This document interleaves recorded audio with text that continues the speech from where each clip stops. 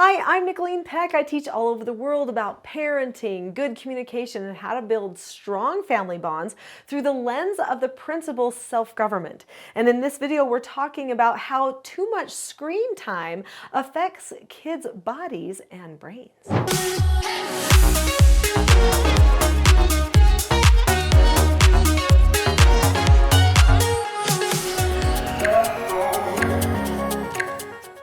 In this video, we're going to be talking about my son, Quinn, and what I found out about screen time and his brain and his body, and so some of the adjustments that we made. And we're going to be talking about exactly what screen time does do to our brains and bodies.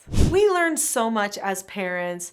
We don't know everything at the very beginning, and so sometimes we make mistakes. In fact, I often say that first child that a parent has is kind of like the pancake child. They get a little bit burned on the edges, maybe a little pudding on the inside, not quite cooked all the way through, because we try different things out and we make mistakes. Well, that certainly happened with my oldest child. So I let him watch a lot of screen time, especially when his sister was born. So they're 2 years apart. He was 2 years old and I was tired. His sister did not like to give me tons of sleep at first, and I just always was feeling like I needed a little bit more as I was recovering from having this baby. And so I let him watch Winnie the Pooh. Perfect, right? It's like 30 minutes or 45 minutes, something like that. That could let me have 30 more minutes of sleep. As long as his baby sister was sleeping, I would put him in front of a video and then I would go back to bed for a little bit. Sometimes even sleep on the couch right there with him. But then he would wake me up and say, "Mom, start Pooh Bear again." And guess what? Sometimes I would start it again and again. I sometimes started it multiple times just so that I could get some sleep before the baby woke up.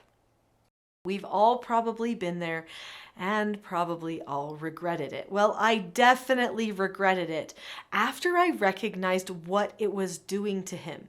So I had created a habit, actually an addiction. He would wake up every morning and do the same thing. He would get out of his bed, he would come tell me he wanted Pooh Bear, and then he would walk to the family room and he would sit in a certain spot.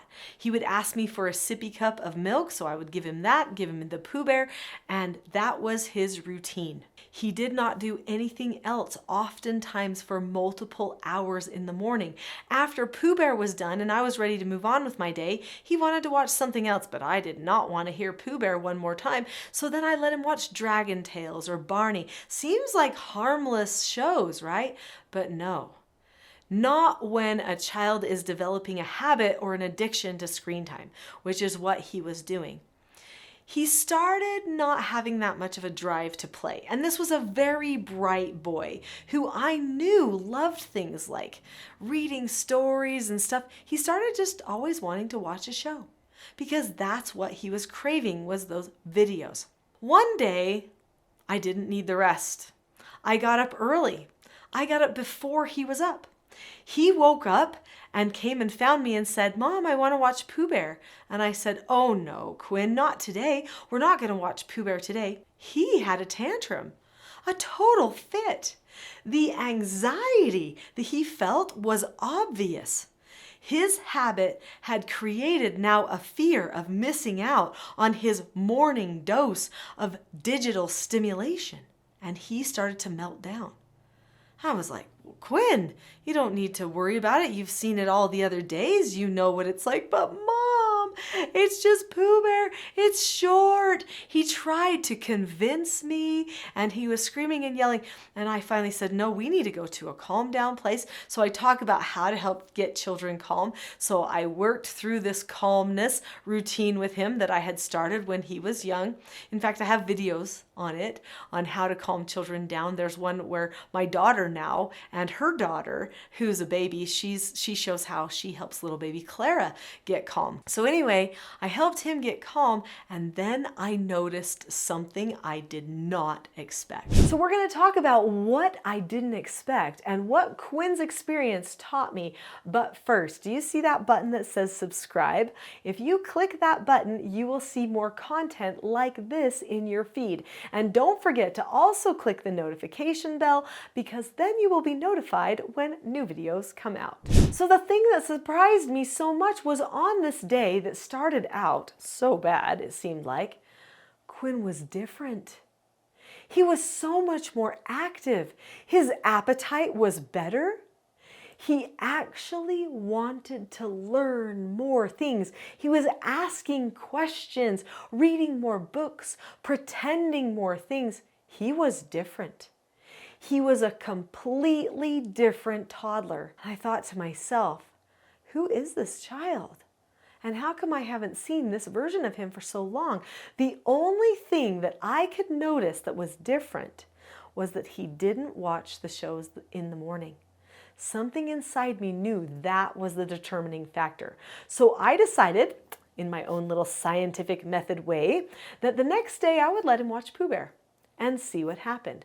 Well, the next day he watched Pooh Bear. He was so happy. And that makes a parent feel good to see their child be happily engaged in something they enjoy that seems harmless. And then his brain was just not as active throughout the day. He was more lazy, wanted more treats and sugar and just feed me. He didn't have that healthy lifestyle that he had the day before. So then I thought, okay, tomorrow is a no Pooh Bear day. I'm gonna wake up, I'm gonna make sure. So I woke up the next day and he had his tantrums again. And then he was a different child all day, a better version of himself. And so I thought, that's it. We are not having TV in the morning ever again. So none of my children were raised with TV in the morning, except for my first pancake child, my Quinn. He ended up having to deal with that. And I will tell you something. For his whole life, he actually has struggled with that call of the digital, the computer, the TV, all of those things. It reaches out to him and can grab him. He is the one who has had to have more restraint when trying to push that stuff away. And when his friends would do it, no way, forget it. It would suck him right in, because I developed a craving for it when he was just a little boy.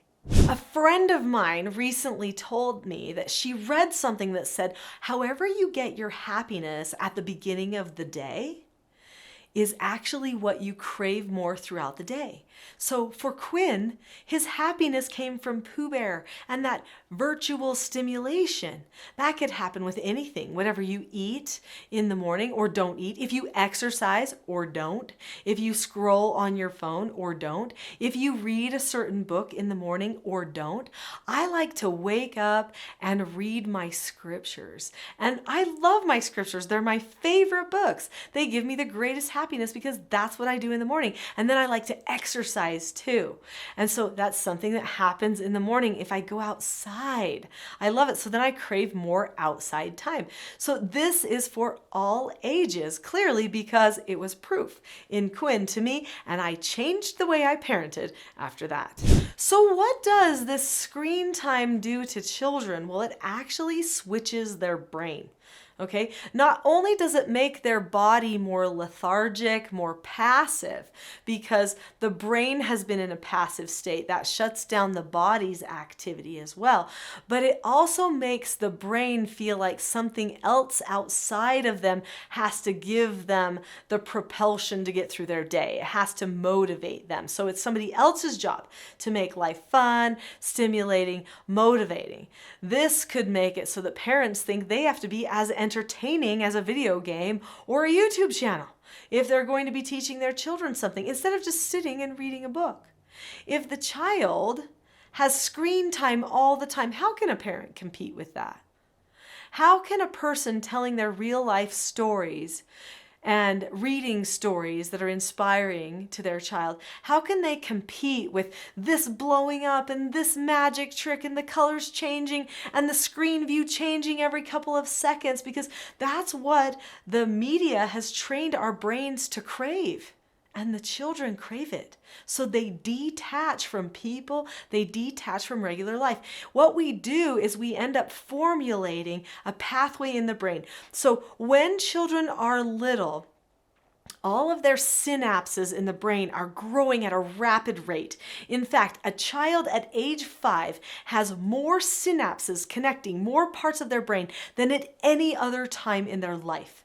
After age 5, if the synapses are not used, then they will start to weed themselves out and the brain will have less synapses. So we only maintain the synapses that we have developed habits for or that we consider as useful. So if a child spends tons of time on TV, not only will they develop less synapses during that key part of their life, but also they will weed out many key synapses and just key into that habit track, that synapse that is formed for the digital stimulation. This is very dangerous because it makes a person less innovative, less communicative. It makes it so that they can't solve their problems as well. It makes them so they're disconnected from other people around them. So your brain synapses help you decide whether you want to connect to the people around you. That is one thing you have to program yourself to do. And you start very young, but you can deprogram it if you connect too much to something else. So if you want to break your child of the habit of too much screen, what do you do about that? So this is bonus content. I know that when you went searching for this video, you didn't necessarily plan on getting the solution, but here's a very simple solution.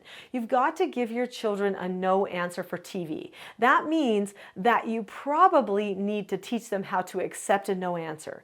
So I teach self-government. Self-government is based upon 4 basic skills, which are following instructions, accepting no answers and criticism, accepting consequences, and disagreeing appropriately. Accepting no answers and criticism. When you tell a child, no, you can't watch any more TV, or no, we're not watching TV this week or for a while, that is a no answer. They need to learn the 4 steps to accepting a no answer.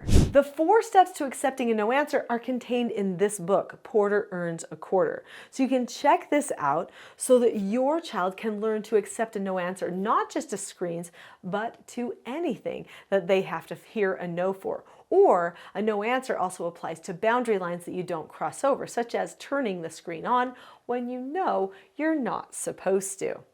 But how does this apply to older children? Well, the skill applies to older children and younger children alike. In fact, I started teaching this skill to children when I was doing therapeutic treatment care for troubled teens. They were all between the ages of 12 and 18. Did I read my storybook to them? No, because I hadn't written this story yet about accepting no answers, but I did teach them the skill because the skill is an adult skill that actually applies to everybody. But there is something else that is also very important when you are teaching your child to pull away from screens.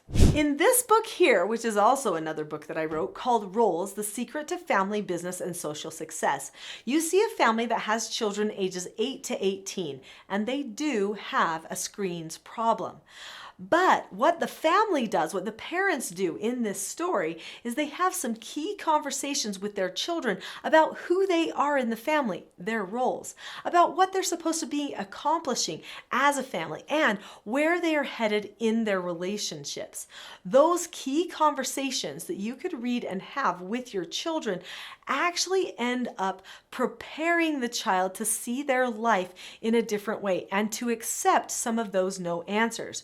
So if you want your children to accept no answers, first make a plan for the family and the relationships. And just so you know, if you're going to take time off from digital devices, which I highly recommend, then you'll want to replace that attachment with something else. So if your child is attaching to a device, what do you replace it with? You. They need to attach to a person. That is the only suitable attachment that can properly replace the type of stimulation that they get from a device. They need a person. They need you to be there with them in their life, attaching. So take the time to talk with them, read with them, play games with them. And when they are whining and complaining about not being able to watch television or be on the screen, just so you know, that is a sign that you are doing the right thing. Children constantly ask for sugar when they shouldn't have as much, right? We want to give them a carrot or an apple or something else like a salad because they're begging for sugar. Well, the same thing with digital stimulation. When they are asking for digital, give them you. And don't give them the digital again until they have stopped asking for it all the time. Then you can start incorporating it as a family again, but set proper boundaries and help them know when it's a no answer for that digital stimulation. Your children need you to stick up for them. Those devices can control them and take them in. You are the only person that can stick up for their freedom, for their own brains and their own bodies, for their future success. So you give the technology a no answer too, and make sure that you deliberately plan how you want to use it in your home so that you can be more successful and have better and deeper family connections.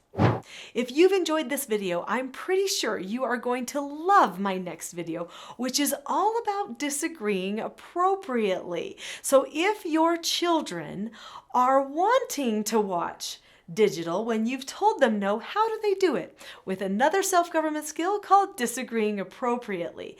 And there is a full class about that skill in my next video called Full Class about disagreeing appropriately. Go ahead and click on that video now. I'll see you there.